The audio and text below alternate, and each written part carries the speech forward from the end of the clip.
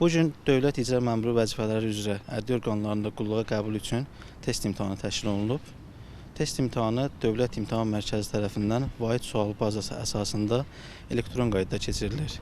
Ümumilikdə 108 nəfər namizədin qeydiyyatı aparılmışdı və bunlardan hal-hazırda 104 nəfər imtahan prosesində iştirak edir, 4 nəfər isə imtahan binasına daxil olmamışdır. Test tapşırıqları namizədlərin qanunvericilik biliklərini, eləcə də məntiqi düşüncə və ümumi hazırlıq səviyyəsini ölçməyə imkan verir.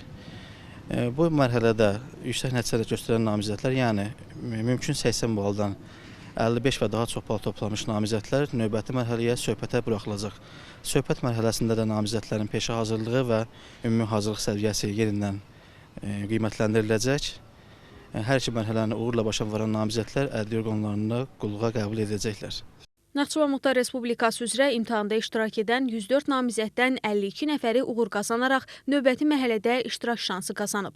Namizədlər test imtahanını yekunlaşdırdıqdan sonra topladıqları balla tanış olmaq imkanı əldə ediblər. Müsabiqənin test imtahanı mərhələsindən müvəffəqiyyətlə keçən və müsabiqədə iştirak etmək istəyən şəxslər Azərbaycan Respublikasının Ədliyyə Nazirliyində dövlət icra məmurlarının qulluğa qəbulu ilə bağlı müsabiqənin və icbari təlimin keçirilməsi qaydasının 2.7-ci bəndində nəzərdə tutulmuş sənədləri 15 iş günü ərzində saat 9-dan 18-ədək Naxçıvan Muxtar Respublikası Ədliyyə Nazirliyinin İnsan Resursları bölməsinə təqdim etməlidirlər.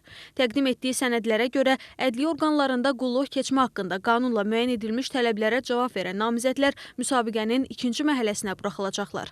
Həsən Məmmədov, Tərlan İbrahimova, Rəşad Əkbərov, NTV Xəbər.